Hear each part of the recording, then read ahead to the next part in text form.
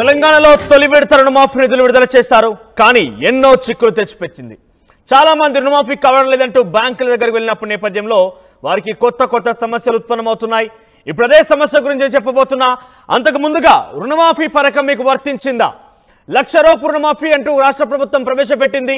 దాంట్లో మీకు వర్తించిందా? అసలు రుణమాఫీపై మీ అభిప్రాయం ఏంటి? రాష్ట్ర ప్రభుత్వానికి ఏదైనా సలహా సూచన చేయాలనుకుంటున్నారా? మీ అభిప్రాయాన్ని కామెంట్లో తెలియజేసే ప్రయత్నం చేయండి.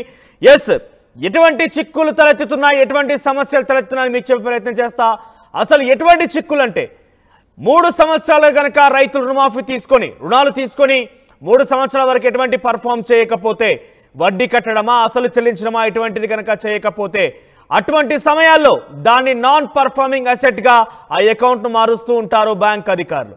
అయితే గతంలో 2 సార్లు రుణమాఫీ జరిగినప్పుడు, అది కేసీఆర్ సమయంలో 2014 ప్రభుత్వం ఏర్పాటైనాక, 2018 ఏర్పాటైనాక 2 సార్లు రుణమాఫీ జరిగినప్పుడు ఆ రుణమాఫీలో ఎటువంటి నాన్ పర్ఫార్మింగ్ అసెట్స్ అనే అంశం తెర మీదకి రాలేదు. అందరికీ రుణమాఫీని వర్తించేలాగా కేసీఆర్ సర్కార్ నిర్ణయం తీసుకుంది. కానీ రేవంత్ రెడ్డి ఇప్పుడు 1,00,000 రూపాయల వరకు రుణమాఫీ చేస్తున్నట్టుగా ప్రకటించారు, నిధులు విడుదల చేశారు. కొంతమందికి అది లబ్ధి జరగబోతోంది. సుమారుగా 17,50,000 కుటుంబాలకి లబ్ధి జరగబోతున్నట్టుగా వారు చెప్పినప్పటికీ ఈ రుణమాఫీ కోసం ఇంకా సుమారుగా 6 నుంచి 10 లక్షల మంది ఎదురు చూస్తున్న పరిస్థితి కనబడుతోంది. అయితే 2018నే వాళ్ళు టార్గెట్గా పెట్టుకున్నారు. 2018 డిసెంబర్ 12 నుంచి అంటూ కూడా వారు చెప్పే ప్రయత్నం చేశారు. ఈ నేపథ్యంలో వారి ప్రభుత్వం ఏర్పాటైనప్పటి నుంచి, అంటే తెలంగాణ రాష్ట్ర ప్రభుత్వం డిసెంబర్ 12 నుంచి వారి ప్రభుత్వం ఏర్పాటయ్యేంత వరకు కూడా ఆ మధ్య కాలంలో తీసుకున్నటువంటి రుణాలను మాఫీ చేసే విధంగా తెలంగాణ రాష్ట్ర ప్రభుత్వం నిర్ణయం తీసుకుంది. అయితే ఈ మధ్య కాలంలో కాకుండా అంతకంటే మునిపే తీసుకున్న వారి సంఖ్య 10 లక్షల అకౌంట్లు ఉన్నాయట. ఈ 10 లక్షల అకౌంట్లలో 6 లక్షల అకౌంట్లు మొండి బకాయిలుగా మారి వారందరికీ కూడా ఎన్పిఏ, అంటే ఈ అకౌంట్లో ఎటువంటి ట్రాన్సాక్షన్స్ చేయరాదు, అకౌంట్లో మొత్తం పూర్తిగా లాక్ అయినట్టుగానే. ఎన్పిఏ అంటే నాన్ పర్ఫార్మింగ్ అసెట్, అంటే మీ అకౌంట్లు లాక్ అయిపోయాయని చిన్న సమాధానం చెప్తారు బ్యాంక్ మేనేజర్లు, బ్యాంక్ అధికారులు. దాని ద్వారా అర్థం ఏంటంటే మీరు 3 సంవత్సరాలుగా ఎటువంటి బకాయిలు కానీ, ఎటువంటి దానికి సంబంధించి వడ్డీ కానీ, అసలు కానీ కట్టకపోవడమే. ఇప్పుడు ఇదే సమస్యగా మారింది. గతంలో ఎన్పిఏ అనే సిస్టమ్ లేదు రుణమాఫీ విషయంలో, కానీ ఇప్పుడు ఎన్పిఏ అమలు చేస్తున్నారు. దీనిపై వ్యవసాయ అధికారులు ఏం చెప్తారో చూడాల్సిన అవసరం అయితే కనబడుతోంది. ఇక రుణమాఫీ కోసం బ్యాంకులకు వెళ్ళిన ఈ రైతులకి ఇదొక బిగ్ షాక్గా కనబడుతోంది. వాళ్ళు 3 ఏళ్లుగా వడ్డీలు చెల్లించలేరు కాబట్టి మీకు ఇది వర్తించదన్నట్టుగా బ్యాంక్ అధికారులు చెప్తున్నటువంటి ఆ మాటకి పెద్ద ఎత్తున అందరూ కూడా షాక్ గురవుతున్నారు. సుమారుగా ఇటువంటి అకౌంట్లలో 4,748 కోట్ల మేర అప్పులున్నట్టుగా అధికారులు చెప్తున్నారు. దీనికి సంబంధించి మా ప్రతినిధి రమేష్ అందిస్తారు మరింత సమాచారం. రమేష్, ఎంత మేరకు ఎన్పిఏలు ఉన్నాయి? ఎన్పిఏల వల్ల రైతులు ఎటువంటి సమస్యలు ఎదుర్కొంటున్నారు? బ్యాంక్ అధికారులు ఎటువంటి సమాధానం చెప్తున్నారు? ఎన్పిఏ అకౌంట్ ప్రధానంగా ఎన్పిఏ అంటే నాన్ పర్ఫార్మింగ్ అసెట్స్. వరుసగా 3 సంవత్సరాల పాటు ఏదైనా రెన్యువల్ చేసుకోకపోవడం కానీ, కొత్తగా రుణాలు తీసుకోకపోవడం కానీ అకౌంట్ వాడనట్లయితే దాన్ని ఎన్పిఏగా ప్రకటిస్తారు. ఈ విధంగా గతంలో కూడా ఆ రుణమాఫీ జరిగినప్పుడు కూడా చూడడం జరిగింది. ఎన్పిఏకి సంబంధం లేకుండానే ఏదైతే 1,00,000 రుణమాఫీ జరిగిందో అప్పుడు రుణమాఫీ అయినటువంటి పరిస్థితి ఉంది. కానీ ఇప్పుడు చాలా వరకు రైతులు బ్యాంకులకు వెళ్తున్నారు. తాము 1,00,000 రుణమాఫీ ఉన్నప్పటికీ కూడా మా పేర్లు రాలేదని కూడా వెళ్ళి వారి అకౌంట్ చెక్ చేసుకున్నట్లయితే చాలా వరకు ఎన్పిఏ అకౌంట్లుగా ఉన్నటువంటి పరిస్థితి కనిపించింది. గతంలో రేవంత్ రెడ్డి చాలా స్పష్టంగా కూడా చెప్పడం జరిగింది. 2018 డిసెంబర్ 12 నుంచి 2023 కూడా కట్ ఆఫ్ తేదీగా పెట్టుకోవడం జరిగింది. ఆ పరిధిలోనే రుణాలు మాఫీ అవుతాయని చెప్పినప్పటికీ కూడా చాలా వరకు రైతుల్లో కూడా ఇంకా గందరగోళం ఉన్నటువంటి పరిస్థితి ఉంది. చాలా వరకు ఈ జాబితాలో ఉన్నటువంటి పరిస్థితి కనిపిస్తుంది. మొత్తం ఈ ఎన్పిఏ అకౌంట్ అనేది చూసినట్లయితే మొత్తం 10 లక్షల మంది వరకు కూడా రైతులు ఉన్నారు. అందులో 6.91 లక్షల మంది కూడా ఖాతాదారులు ఉన్నటువంటి పరిస్థితి అయితే కనిపిస్తుందని చెప్పవచ్చు. 2018 డిసెంబర్ 12 కంటే ముందు తీసుకున్న అకౌంట్ల వారిని ఎన్పిఏలుగా చేశారు, లేదంటే ఆ తర్వాత తీసుకున్న వారిని?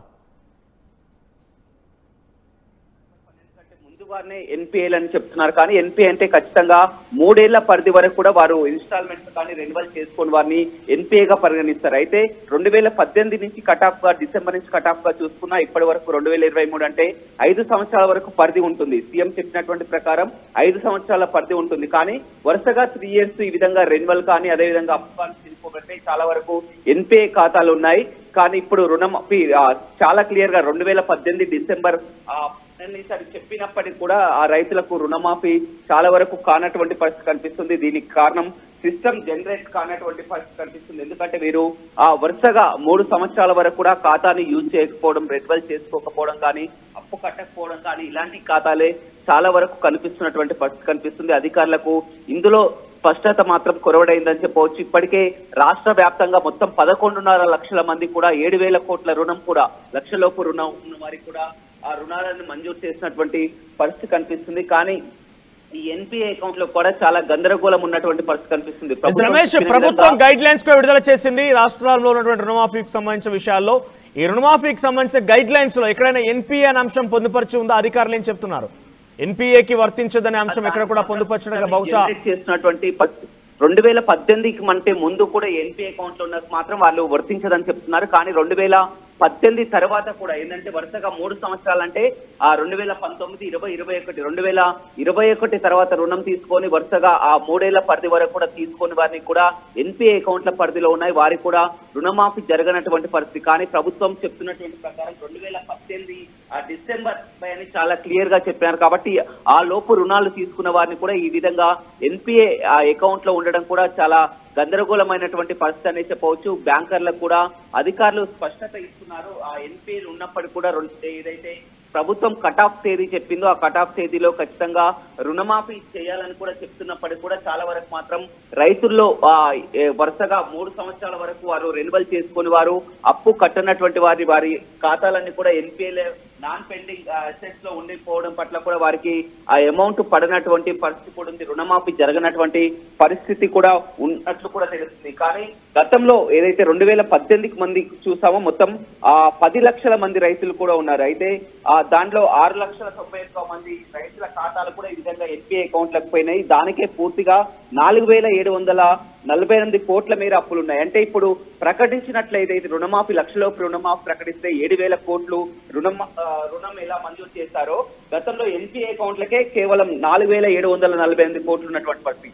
గతంలో రుణమాఫీ జరిగినప్పుడు ఎన్పిఏ అకౌంట్లకు సంబంధం లేకుండానే రుణమాఫీ జరిగినటువంటి పరిస్థితి. ఇప్పుడు జరగకపోవడానికి కారణం కూడా ఎందుకంటే వరుసగా ఈ విధంగా రుణమాఫీ ప్రభుత్వం అధికారులకు వచ్చినాక చాలా వరకు చేస్తున్నారు. రైతులంతా కూడా ఈ విధంగా రుణమాఫీ జరుగుతుందని చాలా వరకు రెన్యువల్ చేసుకోకపోవడం, అప్పు కట్టలేకపోతున్నారు. కాబట్టి ఖచ్చితంగా ఈ ఎన్పిఏ గైడ్ లైన్స్ వినియోగించుకోవాలి. అలాగే రైతులు ఆ రుణాలు తిరిగి చెల్లిస్తారనే కోణంలో కూడా ఆలోచన చేస్తున్నటువంటి పరిస్థితి అయితే కనపడుతుందని చెప్పవచ్చు మనం. రైట్ రమేష్. సో మొత్తం మీద ఎన్పిఏ నాన్ పర్ఫార్మింగ్ అసెట్స్, ఎందుకు నాన్ పర్ఫార్మింగ్ అసెట్స్ గా అంటే ఒక మాటలో అర్థమయ్యే రీతిలో చెప్పాలంటే మీ అకౌంట్ లాక్ పడిందని. ఎందుకు లాక్ వేస్తారనంటే 3 సంవత్సరాలు కనుక మీరు రుణం తీసుకున్నప్పటి నుంచి 3 సంవత్సరాల లోపు కనుక వడ్డీ కానీ అసలు కానీ ఏది కూడా అది కట్టకపోకుండా ఆ రకంగానే ఉంచేస్తే కనుక అది నాన్ పర్ఫార్మింగ్ అసెట్స్ గా పడిపోతుంది, మొండి బకాయిగా పరిగణలోకి తీసుకుంటారు. ఈ నేపథ్యంలోనే అయితే ఈ రుణమాఫీకి సంబంధించిన అంశం తెర మీదకి వచ్చిందో రుణమాఫీకి సంబంధించిన అంశాల్లో నాన్ పర్ఫార్మింగ్ అసెట్స్ గా ఉన్నటువంటి ఆ అకౌంట్లకి రుణమాఫీ వర్తించదు అన్నట్టుగా బ్యాంక్ అధికారులు సమాధానం చెప్తున్నారట. అయితే గతంలో ఇటువంటి అంశం ఏది కూడా లేకుంటుండే ఇప్పుడు రాష్ట్ర ప్రభుత్వం ₹1,00,000 లోపు రుణమాఫీ అంటూ కూడా తొలి విడతగా చెప్పిన నేపథ్యంలో చాలా వరకు ఇటువంటి సమస్యలు తలెత్తున్నాయి. మరి వ్యవసాయ అధికారులు కానివ్వచ్చు, ఇంకా ఇతర దీనికి సంబంధించిన ఎవరు కూడా మాట్లాడిన పరిస్థితి లేదు. ఒకసారి రుణమాఫీ మాఫీ కాకపోతే ఏం చేయాలి, ఇలా చేయండి అంటూ కూడా ఆర్టీవీ కొన్ని అంశాలు సూచనలు చేస్తోంది. లోన్ తీసుకున్న బ్యాంకుని సాంకేతిక కారణాల వల్ల రుణమాఫీ కాకుంటే బ్యాంకు వాళ్ళు పరిష్కరిస్తారు. ఆధార్ కార్డు తీసుకొని మండల వ్యవసాయ అధికారి ఆఫీస్కి వెళ్ళండి. ఆ తర్వాత మీకు రుణమాఫీ ఎందుకు రాలేదో వెంటనే చెక్ చేసి చెప్తారు. మండల వ్యవసాయ అధికారి దగ్గరికి వెళ్తే మీకు వెంటనే సమాచారం ఇస్తారు. ఒకవేళ అధికారిక ఐటీ పోర్టల్లో కూడా మీరు కంప్లైంట్ చేసుకోవచ్చు అంటూ సుమారుగా 3 అంశాలు ఉన్నాయి. ఒకటి, ప్రతి జిల్లాలో టోల్ ఫ్రీ నెంబర్ ఒకటి ఉంది. వ్యవసాయ ఎంఆర్ఓ ఆఫీస్కి వెళ్తే అక్కడ వ్యవసాయ అధికారి ఉంటారు, వాళ్ళకి ఆధార్ కార్డు నెంబర్ చెప్తే వాళ్ళు చూసి చెప్తారు. టోల్ ఫ్రీ నెంబర్కి ఫోన్ చేయొచ్చు. ఆ తర్వాత మీకు ఉన్నటువంటి బ్యాంక్ దగ్గరికి వెళ్తే వాళ్ళు కూడా కొంత సమాచారం ఇచ్చే అవకాశం ఉంటుంది. తర్వాత ఈ దీంట్లో వెబ్సైట్లో కూడా మీరు కంప్లైంట్ చేయొచ్చు. సో దీనికి సంబంధించి మరింత సమాచార ప్రతినిధి ఉదయ్ అందిస్తారు. ఉదయ్, రుణమాఫీని అమలు చేసేందుకు ప్రభుత్వం అనేక మార్గదర్శకాలను ఇప్పటికే రూపొందించింది. స్వయంగా సీఎం రేవంత్ రెడ్డి ఈ ప్రక్రియ అంతా కూడా లాంఛనంగా ప్రారంభించారు. రైతులంతా కూడా సంతోషాన్ని వ్యక్తం చేస్తున్నారు. ఇది చాలా అతిపెద్ద ఊరటనే చెప్పుకోవాలి రైతాంగానికి. నిజానికి ఎంతో కాలంగా అప్పుల ఊబిలో సంక్షోభంలో కూరుకుపోయిన రైతాంగం అంతా కూడా ప్రస్తుతం సంబరాల్లో మునిగి తేలుతున్నటువంటి పరిస్థితి కనిపిస్తుంది. మనం ప్రస్తుతం విజువల్స్ లో కూడా చూడొచ్చు.